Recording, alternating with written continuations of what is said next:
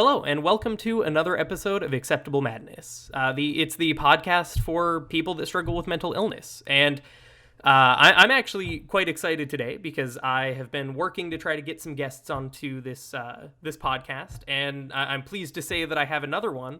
And her name is Haesue, and she is from BetterHelp as I'll actually let you do a little bit of the introduction. So, Haesue, tell us a little bit about yourself. Thank you. Hi, my name is Haesue Jo. I am a licensed marriage and family therapist based in California. As was already mentioned, I am here at BetterHelp, and I'm here to talk about kind of what we do here, what the platform's about, and what kind of services someone might expect if they sign up. Great. And with that said, we'll just dive right into it. Just to start off, for anybody that might not know exactly what BetterHelp is or what kind of service it is, can you give a brief explanation about what it is and who it actually is suited for, and what your goal is? Sure. So BetterHelp is a technology platform first and foremost, and what we are wanting to do is create a venue that licensed therapists from across the country can get connected with real life clients, and they can use our platform to have counseling services. So we make that connection through matching. We have a pretty robust network of counselors now licensed in all 50 states in the US, and anybody that's signing up is going to get matched with someone that is licensed to practice in their state. That connection is made and facilitated by our platform. And from there, the journey kind of begins between the counselor and the client. And so for those of you out there that are listening that have had experience with traditional offline practice, you can kind of think of the platform as the office that you're meeting your therapist, right? It's just taking away some of the extra steps of driving to an office, parking, getting to the elevator, going up this building, and meeting your therapist in their room over there in this building. Now you can do this from the comfort, the convenience, and accessible places wherever you have a strong internet connection. Counselors are operating out of their own offices and in their homes too. And so as long as the counselor also has private space that has a solid internet connection, they can connect with their clients whenever, wherever. In terms of how the counseling is done and what kind of counseling is provided, that's pretty open-ended. We have a variety of different backgrounds when it comes to the clinical experience. We have therapists that have different licensures. Like I said, every state is represented here, and multiple licenses per state are something that you can find. So if you're looking for someone to deal with your anxiety, you're going to find somebody here. If you're looking to work on relationship issues that you're having in your personal life, your professional life, whatever it is, that's something that you can find support with Right. on the platform as well. So I don't know. I mean, that's such a loaded question, and hopefully I've been able to answer it a bit, but basically what we're trying to do is make therapy a little more accessible, a little more real life, and take away some of the barriers that currently exist that make it so a lot of people end up not looking for therapy in the first place, even though they could probably get a lot of help and use out of it. Yeah, no, that all sounds great. I'll give less loaded questions from here on out. It's just that BetterHelp is such a unique platform for the therapy and counseling space that it's hard to ask one question to have it summed up in like a sentence or two. Right. Yeah. So you mentioned that one of the reasons that you came up with going through the digital space is because it kind of breaks down those barriers that a lot of people have in choosing to go to therapy or choosing a therapist or a counselor or whatever. Do you have a lot of experience, maybe yourself or just BetterHelp as a company, have a lot of experience with those people that, they have their first meeting and they're just like, well, this works really well for me because I was always too scared to go and talk to a real person, because therapy is such a vulnerable thing that I know it's a lot, it can be a lot to just even think about and consider seriously. So do you see a lot of people use BetterHelp that had never used other traditional therapy? Absolutely. A lot of the people signing up for BetterHelp have never even stepped into a physician's office. We have people coming to us that have been, living in this state of uncertainty, of seeking out support from authority figures, which at the end of the day is what a lot of healthcare practitioners are kind of viewed as by a lot of societies. Yeah. And there's a lot of stigma attached to seeking out some kind of assistance when it comes to mental or emotional unwellness in a lot of different communities and regional societies, still in the US and the Western modern world. And so we do see a lot of subscribers signing up that not only have never seen a therapist, but may have never even really talked to a doctor or visited a dentist or really gone to seek out any kind of professional service in that kind of way. Yeah.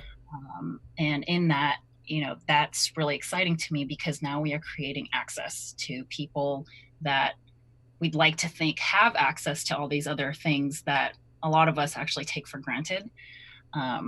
And we also have a lot of people signing up and using BetterHelp to get more self-educated on what therapy is and what mental health services look like, and in turn find more understanding, which creates a little bit more courage to go out there and maybe seek out other kinds of services that they may have ignored for a lot of years. Yeah. Or other resources become known to them because of the services that they're receiving through BetterHelp.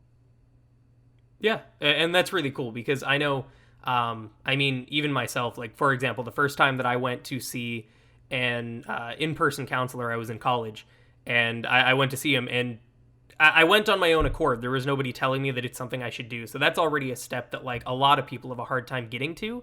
But even once I got in the room with that person, the vulnerability felt, definitely, it made it a little bit difficult to actually come out and be honest and be open to having a real, sincere conversation with that person, just because it's such a unique experience. And a lot of the time, if you have a conversation with someone, whether they're family or friends or the kind of support system that you have, mental health is not one of the things that typically comes up frequently at all. So at least my thought is, a lot of the time it feels like it just gets bottled up and kind of pushed down to the, below the surface. Yeah. And when you think about things that may incapacitate someone, so I'm talking about illnesses and injury, people with a broken bone or some kind of open wound, these things are all visible to people around us. So there's some kind of social signal that this person needs help. And nobody asks a question to someone or doubts someone's internal strength if they go see a doctor because they broke their arm. There's no questions asked. There's no judgments made about this person's character. But on the flip side, this mental health topic that we're talking about, that is so scary to bring up sometimes, for whatever reason, people can feel like they're going to get judged. Some kind of criticism is going to come their way if they now seek out support for a broken spirit or a broken heart. And that's something that we're trying to help alleviate and change, is to make it so that going to seek out professional help is normal, just as normal as it is to go see a doctor when you break something. And as you mentioned, it's very difficult to get vulnerable with people that we're close to, let alone a stranger. And what we're finding is that, connecting with a professional through a device of your own, something that's familiar and something that you're using every day all the time anyway, is somehow helping people feel a little bit more comfortable, at ease, and trust the process. And maybe people aren't articulating that out loud, but it's something that we're witnessing every day as more and more people sign up and contact us about the successes that they've experienced through using these services. Right. Well, I know, because for some people, whenever they even talk to their family, and I've been guilty of this before, if I'll talk to my family or friends about what's going on in my head, the conversation sometimes just stops after like one instance of talking about it. Like, I can go and talk to my family and say, I'm struggling with anxiety, depression, whatever else it may be.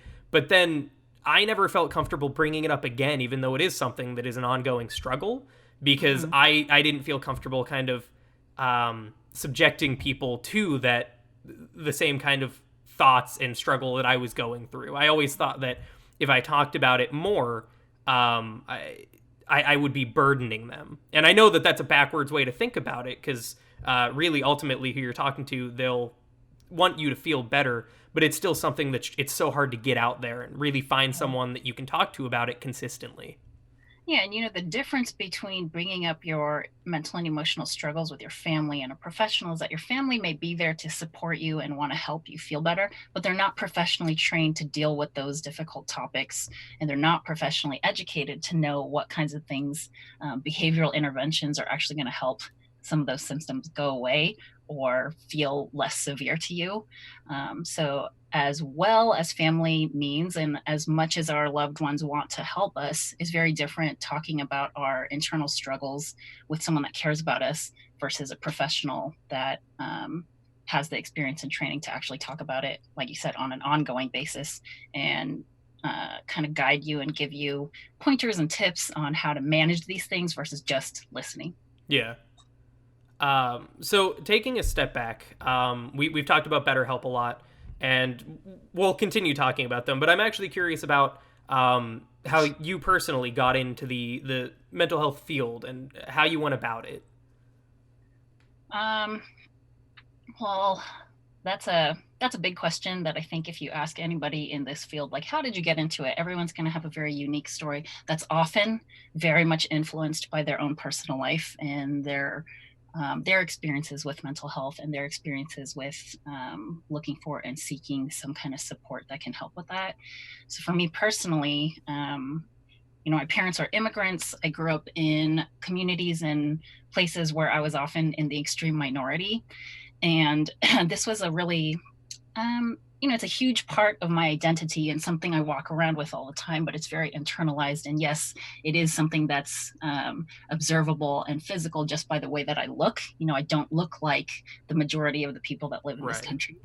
Um, but in that, it really very much shaped so much of my personality, so much of my thinking process, and how I kind of relate to the rest of the world.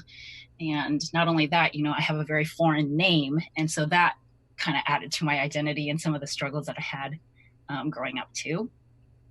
So, all that to say, this was very much the beginnings of kind of thinking about and realizing that all this stuff going on in my head very much affects the way that I'm able to function in this world in really primary areas of our modern lives, which is with our personal relationships, with our professional tracks. For young people, it's school.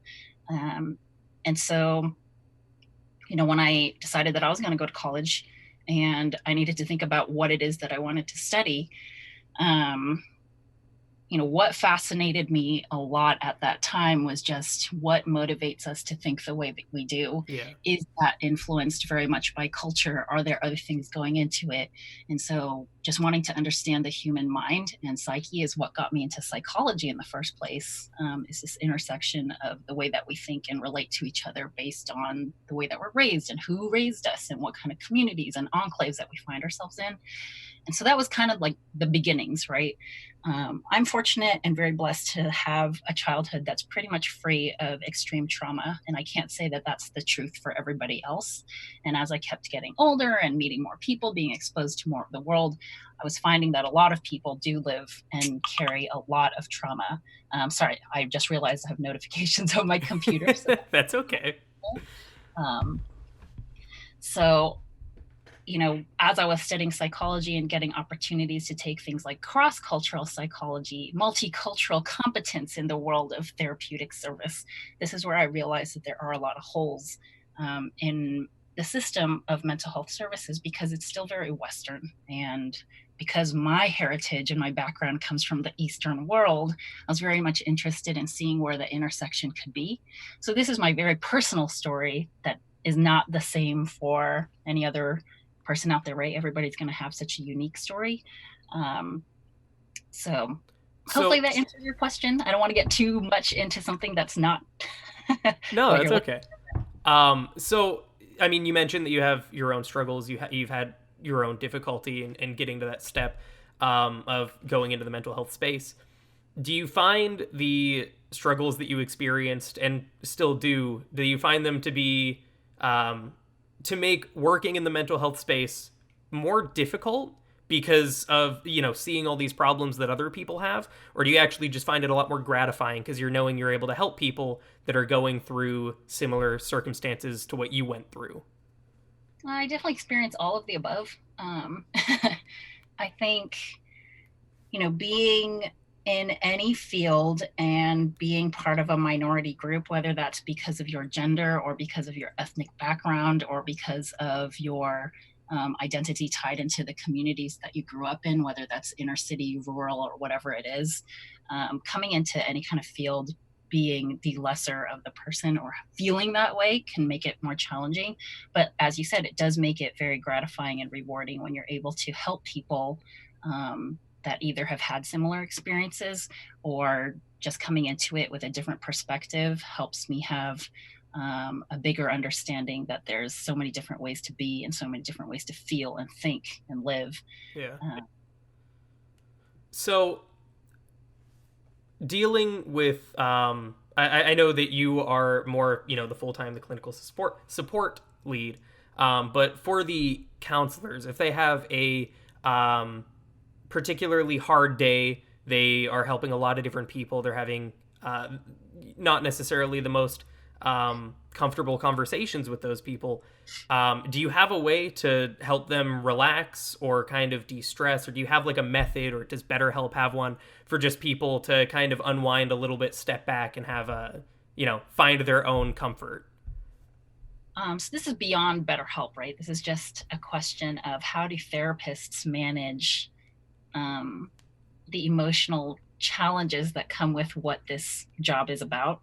And it's always encouraged for mental health practitioners to very much practice what they preach. And something that is very much taught in therapy or emphasized in therapy is this idea and notion of self-care. And so this is one of the best ways that a therapist can unwind, as you say, or decompress, or even just make sure that they are taken care of mentally, emotionally, physically. And I think about, when you get on an airplane, for those of you that have been on an airplane, when they're going over the safety precautions and talking about all these things to prepare before flight, one of the things they talk about is those oxygen masks that come down. Yeah. And they make it very important. They always make eye contact with the parents on the plane that are with small children. Before you help your kid put this mask on, it's extremely important for you to put yours on first. And the idea being there is, as a person in a position of wanting to help someone or feeling like you're protecting this person that needs your help, you're going to want to try to put their needs before yours, especially in that really quick situation of safety. Every parent's instinct is to put their kid's mask on first. And I think one of those big reasons that the airlines make it very clear that you need to put yours on first is so that you don't both end up suffocating. And so that's the idea that we're trying to get across to mental health practitioners, to physicians, to anybody that's in a helping profession. You really do need to take care of yourself. So it's not just about unwinding after a hard day, but it's really incorporating all these things in your everyday life to make sure that you are well. Because if you are unwell, then you are an unwell person trying to lead another unwell person to wellness, and that doesn't often end well. Yeah, I've definitely like you can always tell, especially whether it's in face to face or over the phone. You can always tell when you're talking to someone, and there's just that vibe given where if they're not necessarily in the best space or they haven't had the best time, it's very easy to see most times. Yes, and so that's a very sensitive thing about the role of a therapist. Also, is that it's human nature to project, right? You see what you want to, you perceive what you want to, Right. and a lot of people internalize that and create a truth about it, even if that's not the true experience on the other end. So clients coming into therapy are going to perceive and experience a therapist in some kind of way and make judgments about it subconsciously, and decide for themselves in that moment, as you said, this person sounds like they're not really in a position to help me. Um, so, there's self care and then there's self indulgence, which I think are two very different things. And so it's really important for people to be mindful of that.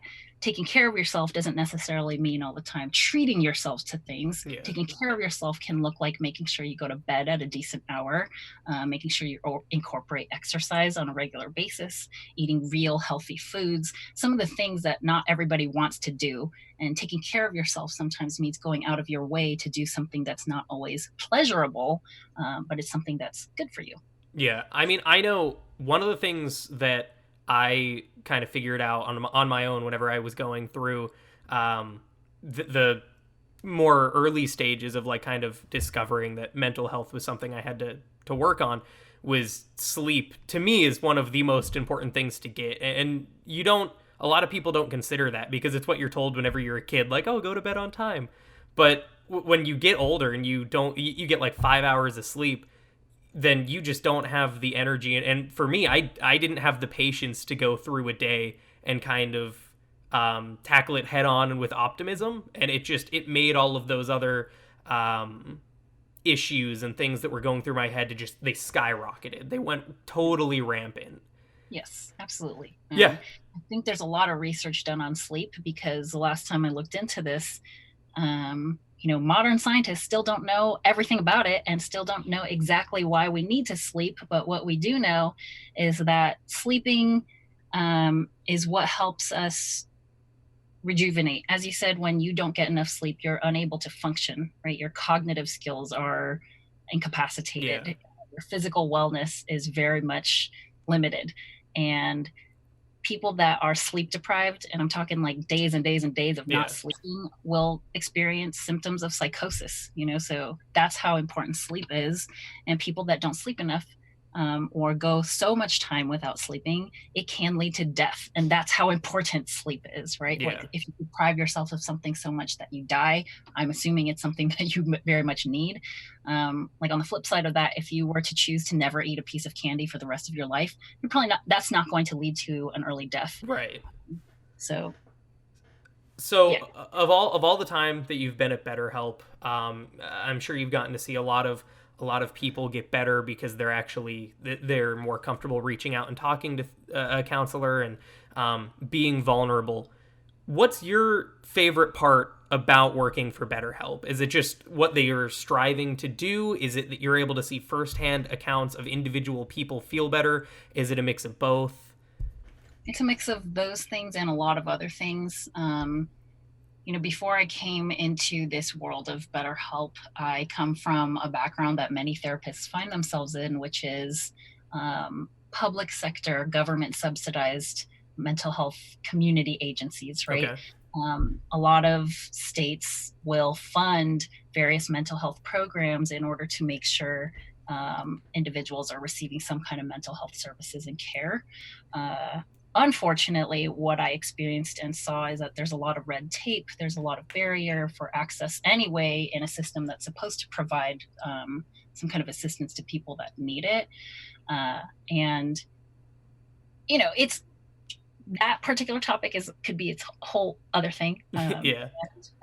I came to BetterHelp wanting to kind of be in a different kind of space where I can provide my services, which is therapy, right? This is what I went to school for. This is what I've trained for. This is all the hours and hours I've put into practicing this art of therapy. I wanted to do that without having to be bogged down by red tape, by things that you might expect to find in some kind of subsidized office. Yeah. And so that's one of my favorite things, I guess, is that contrast of access. Yeah. As you said, people are opening up very quickly when they sign up through something like a device that they have familiar to them every day. In this day and age, people are using the internet, apps, their cell phones for all kinds of different services in their life, whether that's to get their groceries delivered to their home or to find a contractor to work on something at their building. Looking up the weather, getting your news, using the internet to find your spouse. People are using the internet for everything. So it just made a lot of sense to me to use this space that has created so much connection and bringing this global world a little bit more together to provide therapy services to. So I have a lot of different favorite things about being here. So it's kind of hard to focus exactly what it is that I like about it in one space. Right. No, and that makes sense. I mean, I'd rather you have a million things that you're happy with about BetterHelp than only one. So we won't dive farther into that, but it's good to know that, like, you as someone that's working there full time as an employee, like for some people that might be a little bit skeptical over online therapy and BetterHelp as a whole, it helps to know that one of the employees in the company really has that appreciation for the product that they're providing. Because I mean, even for me, that would make me a lot more inclined to look at the product and actually consider using it. Yeah. And I think skepticism in any kind of area, some level of skepticism is healthy, because that is what drives us to think critically about things, to challenge positions of authority that may not be, absolute. And um, it's just an exciting place to be. And I don't think that everything we do is perfect, but you're not going to find perfect services anywhere in any Right. field. And, um, some people don't have the greatest experience in offline therapy. Some people don't have the greatest experience in online therapy. And I think in any of these spaces where you're looking for help and support, a lot of it comes from how much you're willing to put into it, and what kind of expectations you have going into it, what kind of structure that you contribute to put into. Right. So, Well, that's, I mean, even saying that some people don't necessarily have the best experience with different types of therapy. I mean, that's kind of the beauty of what it is that BetterHelp and any sort of counselor does, is just giving people a platform and a service that if one doesn't work out for them, having another one there that might be a bit more attuned to what they want. mhm. It's good to have that. And I mean, even in terms of something like price point, like BetterHelp is a more cost effective way to do therapy in most cases. So even if they are looking for, they can get that personal connection through online. They feel comfortable. They're not under the wire. They're not having someone stare at them as they lay back on a couch. Clearly, that's an overgeneralization on face-to-face therapy. But it's good to have all of those different avenues out there, because again, nothing's going to work for one individual person, or not everything's going to work for everybody. Right.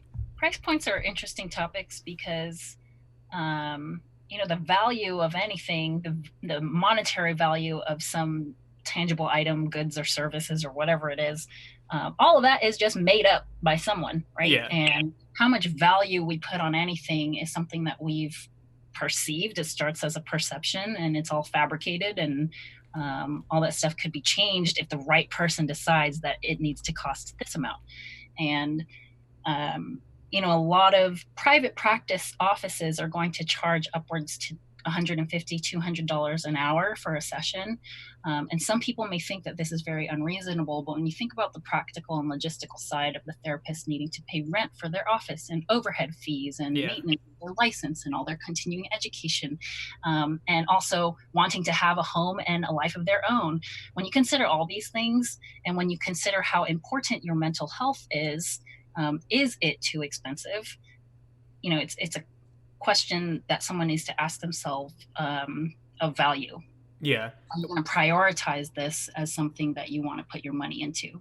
Most of us don't have a problem spending $4 or $5 a day on coffee, and that really adds up. But Yeah. is that coffee really contributing to a more well-rounded and robust feeling of wellness in the world? Yeah. I um, mean, for anybody, especially someone that's not more used to kind of maybe talking about their mental health, it's way more easy to justify, well, I need to spend $1,000 on my rent, and that's a tangible thing. Like, I need to live somewhere, so I don't have an option to not spend that money. And then, oh, well, I don't have too much money left over. Am I going to spend it on am I going to save it? Am I going to do this with it? Or am I going to actually spend it on something such as counseling? Which for a lot of people, it's not, before they have their first interaction, it's not a surefire thing.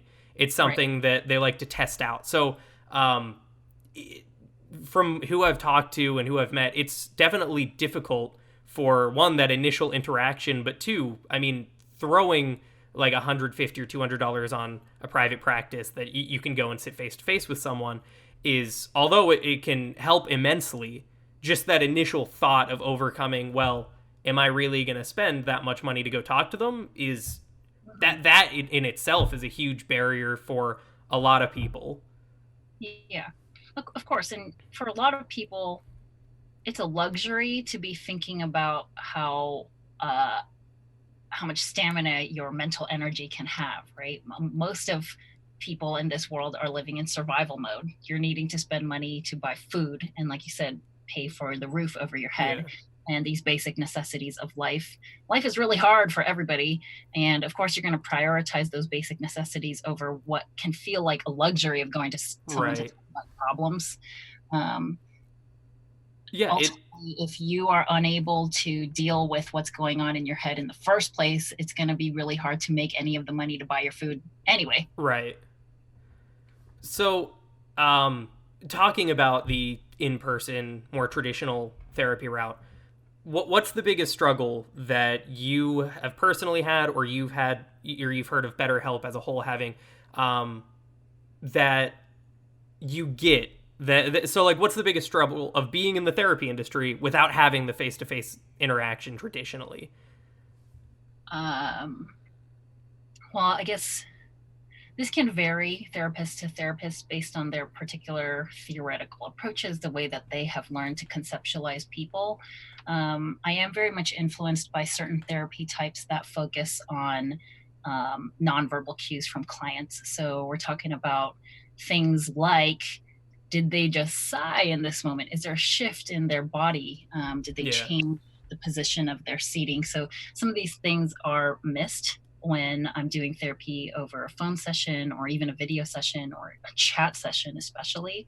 So, some of those things that are very deeply ingrained in the connection of sitting with someone in the same room can be lost in translation when you're doing it on the online platform.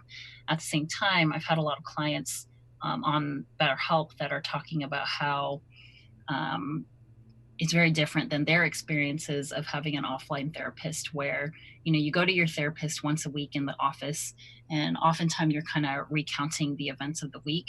On BetterHelp, you can sign in whenever you want. You can sign into your account 24/7, jot down your thoughts right in the moment. So rather than waiting 5 days to talk about this thing that happened at work with your therapist, you can open up your app and talk about it 5 minutes after it just Yeah. happened.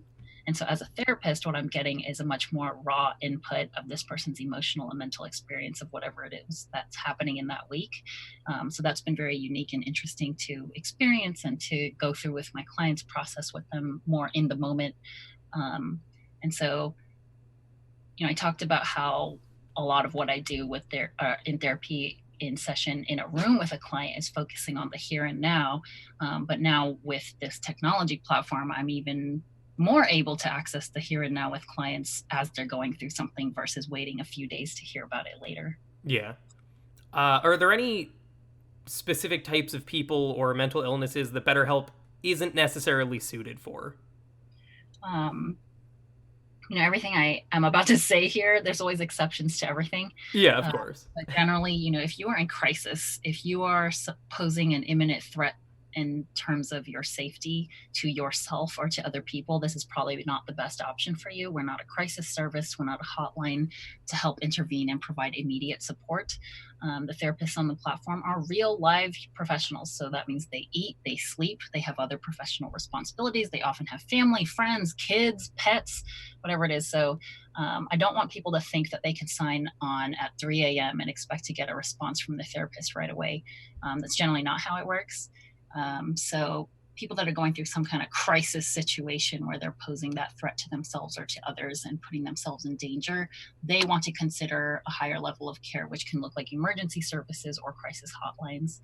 Um, Exceptions to what I'm about to say do exist, but I do find that people that have very severe eating disorders may have a hard time with online counseling as well, because the standard of care for a lot of eating disorders is to have a coordinated care team, which would include a physician to monitor your physiological symptoms, your weight, how much you're eating. You probably want to also get hooked up with a nutritionist, somebody that's going to help you figure out a meal plan. This is not something that therapists are trained to do.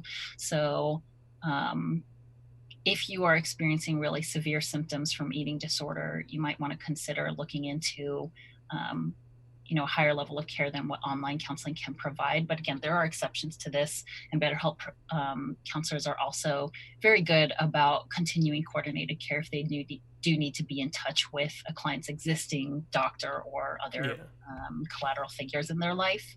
Other things, if you're struggling with really severe substance abuse, that can be kind of challenging to work within the online sphere too, especially if in an offline setting, you would have access to places that can help you safely detox if you're going through withdrawal symptoms, something like that.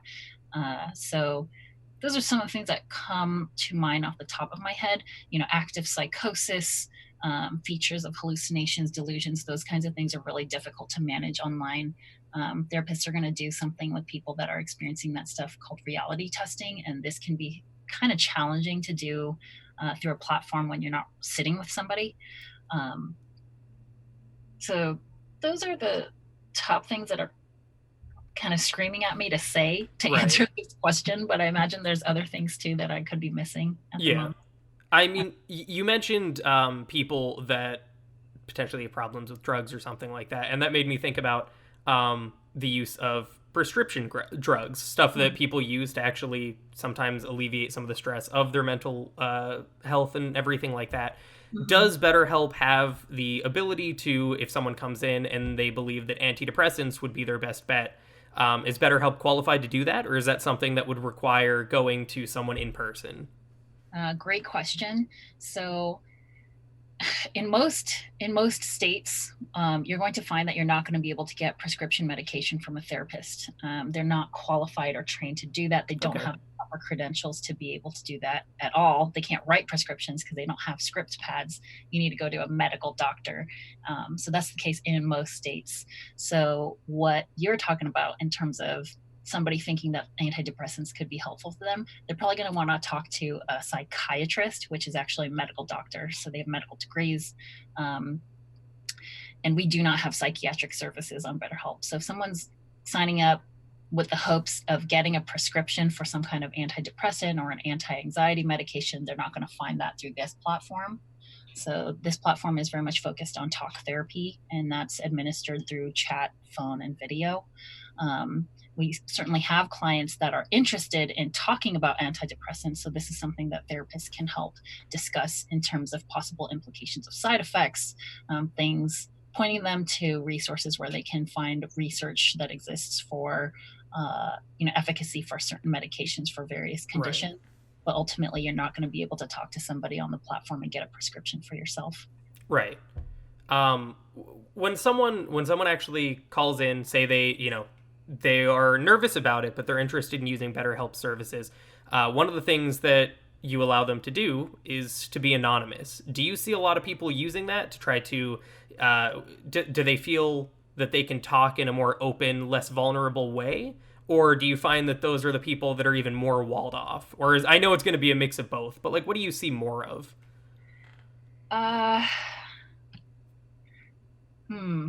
sorry, but could you repeat that question? So I know I understand it. Yeah, no, that's fine. I was thinking back to one of the earlier questions I asked. You rephrased it, and in one sentence asked a better question than I tried to in 3. So sometimes I can be a long-winded. I apologize for that. But I guess the question that I'm having is, you let users have anonymity. Is that something that helps people open up that might otherwise not be as open to therapy?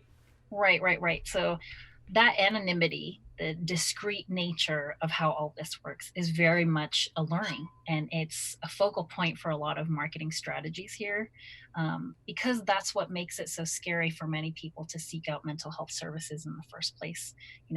Depending on what your role is in your family or in your professional space, it could be detrimental even to be seen in a therapist's office, out the window. Somebody might see you and then they're going to think, oh, he's crazy. How is he supposed to be running this company? Right. Or whatever it is. So that discreet anonymity definitely is alluring to people. And I think a lot of people end up signing up because of that, because they, otherwise would not have wanted to risk being seen by somebody in real life. And when I say real life, I just mean offline. Of course, online, right. very much part of our real lives. So BetterHelp, the platform, has people signing up, offering very small pieces about who they are. So you do need an email address to log into your account. So that's something that we ask for.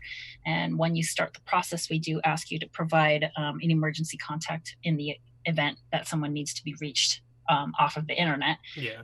And so you will be prompted to fill in an address and a phone number.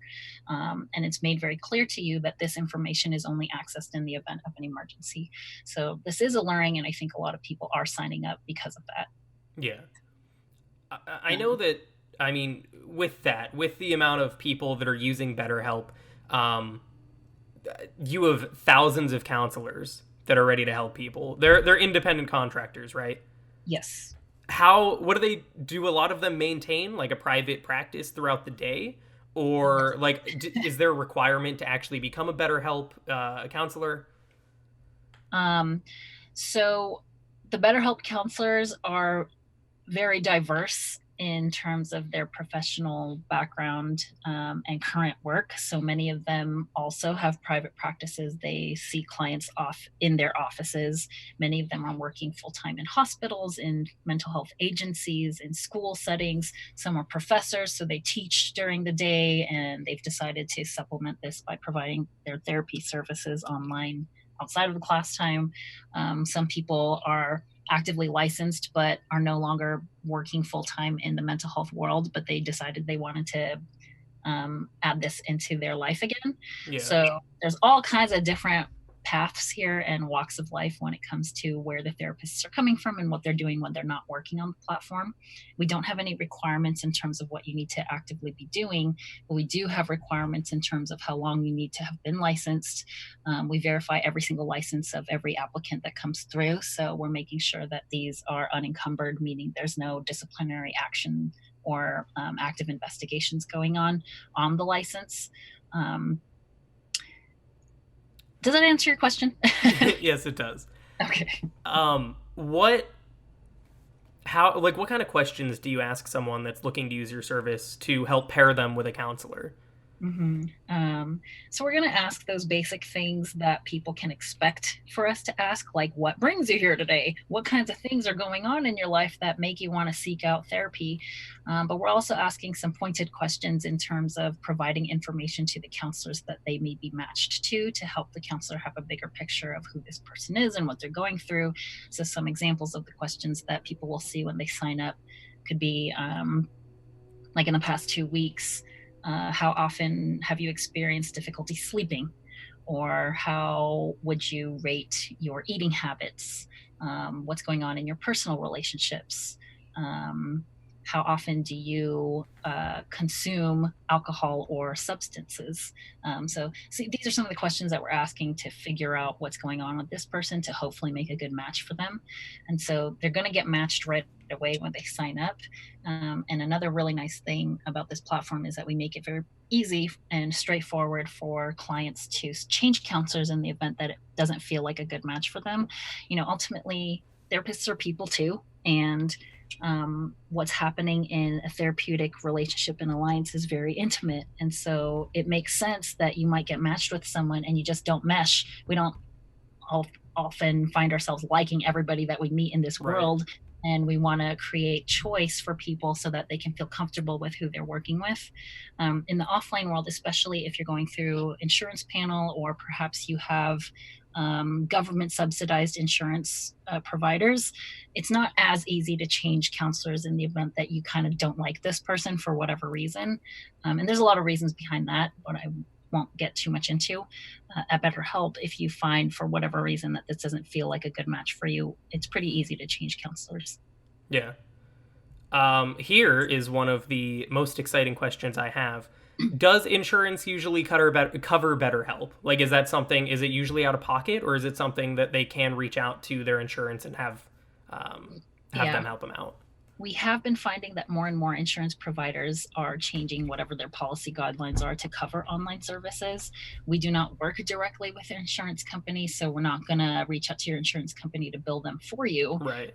So for most people, they are going to sign up and pay out of pocket, and then if by request, they can get their itemized invoice, and from there they can contact their insurance provider for reimbursement to see if that's possible. And we have found that many insurance providers are starting to do this more and more. And I think it's because everybody is understanding now the value in this, and that um, getting someone this preventative type of care early on is much better than insurance companies needing to foot the bill when someone ends up in an ER. Yeah. Yeah, I mean, I honestly wouldn't have thought of it that way in terms of like the trying to figure out what's better for the insurance company. I mean, just in long term, which I don't know. I think that's pretty interesting. Yeah, multi-layered. I mean, another concrete example of that is I've noticed that dental insurance providers, many, many years ago, the standard was to cover 2 cleanings per year for people that they cover. And I have found that many dental insurance providers has moved over to cover 4 dental cleanings per year now. And I've come to understand that as a preventative thing. Insurance providers would rather pay for more cleanings per year because that's cheaper than paying for a root canal. It's Yeah, cheaper than paying for someone's new set of teeth. yeah, Um, that makes a lot of sense. yeah. Um, Besides that, we kind of went through all the questions that I had prepared just to try to give a little bit more insight into what BetterHelp is, who it can help, um, how it differs from the more traditional therapy Mhm. that most people are more familiar with. Yeah. So honestly, I don't have much else. Is there anything else that you want to say, or any questions or anything that you might that come to your mind? Yeah. I don't think that, online therapy is a replacement for what exists in traditional offline. I do think that it's an interesting, exciting, and great option to add on to what already exists. Some people do better in offline, and some people have found more success in online. We've had many people reach out to us saying that they've tried therapist after therapist after therapist for years in their local communities and didn't find as much symptom relief or insight um, than with their online therapist that they met through BetterHelp. So, you know, I don't want anyone to think that our mission is to replace traditional offline, because I don't think that that's what we're trying to do. I think what we're Right. trying to do is create access to people that would have never gone to offline therapy in the first place, um, and create opportunities for people to get matched with a licensed professional. um, I mean, that kind of to tie this full circle to one of your early questions to me, why I got into mental health in the first place. I think for a lot of people, they're not exposed to what therapy is until much later in life because it's just not part of regular life. It's not part of regular conversation. It's not part of your Common Core curriculum in school to talk about your mental health. And so I didn't even know that therapy existed probably until I was in college. I had, a vague idea of this picture of Freud talking to someone on a couch, but I didn't think about it as being an option for someone that's struggling with feeling worried all the time, Yeah. or someone that can't figure it out why it is that they can't sleep at night, or why it is that they can't seem to hang on to a relationship.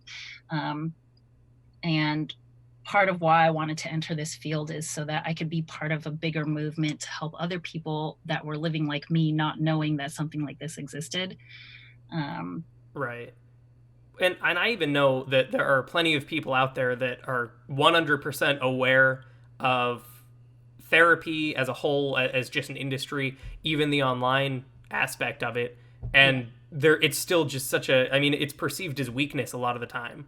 So right. it's hard to go and actually jump into something with that kind of a commitment and vulnerability kind of on top. But honestly, any amount you say you don't want this to just like be the complete killer of face-to-face counseling, but I really think that um, both of the different types of therapy are just, they're beneficial and they can kind of feed off of each other, and one, raise awareness to what people might be going through, but also just even helping one person figure out that maybe online and is a bit more cohesive to what their Yeah, comfort is, as opposed to like actually face to face and being put in that position. right. Anytime that someone decides that BetterHelp is maybe the better option for them, is still moving in the right direction to helping that person feel more comfortable with themselves. Yeah. And going to see a therapist in an office, going to see a doctor at a hospital, we associate all that action with stemming from this idea that you are sick in the first place. There's some kind of illness to be treated. But I think something that I enjoy about BetterHelp is that it's helping people understand that you don't have to be very unwell to decide that you want to talk to someone, to better understand yourself, to be able to process your emotions, unpack dilemmas, talk about difficult choices and difficult conversations that you need to have.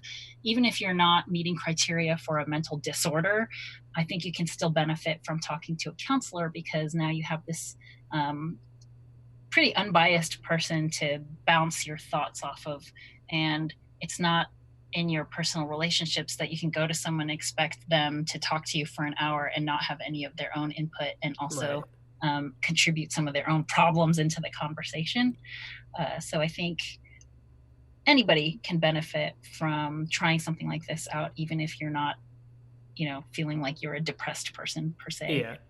Well, I mean, the end goal of everybody, even if a lot of people won't admit it, is just to find a way to be happy. I mean, that's the goal. That's, people want to understand themselves. Like, me personally, that's the whole reason that I decided to give therapy a shot in the first place, was I wanted to experience the world in a way that was worthwhile. And I didn't want to have that, like, shroud of gray over my vision all the time, just because it's not always the most fun thing to go through.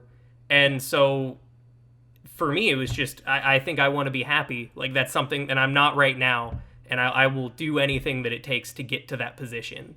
And that's the thought that went through my head. But again, like we were saying, when people see it more as a weakness as opposed to a way to just enjoy life more, I feel like that scares people away from it. Mm-hmm. Sure. So, yeah. But I guess that's all. I appreciate you coming to talk a little bit about BetterHelp, and how you got into it and everything. This is the first interview that I've had that was with someone that I didn't know personally up front, so I appreciate you coming on here and experiencing that with me, even if the questions were a bit long-winded at times. Thank you so much for having me. I know sometimes my answers were a bit convoluted, but I think that's just the nature of the human mind. Yeah, I mean, if this was the most straightforward, like, oh, how are you? I'm doing great. Oh, that's amazing. If it was that kind of conversation, I really don't think it would hit upon the topics at hand in a way that would be more beneficial. Right. So I appreciate it again, Haesue. Thank you for coming on. And thank you for everybody that listened. If anybody feels that BetterHelp is something that would really benefit them, if they're scared about therapy or being vulnerable in front of someone and they want that kind of anonymity, or they just really need someone to talk to, then I highly recommend giving BetterHelp a shot.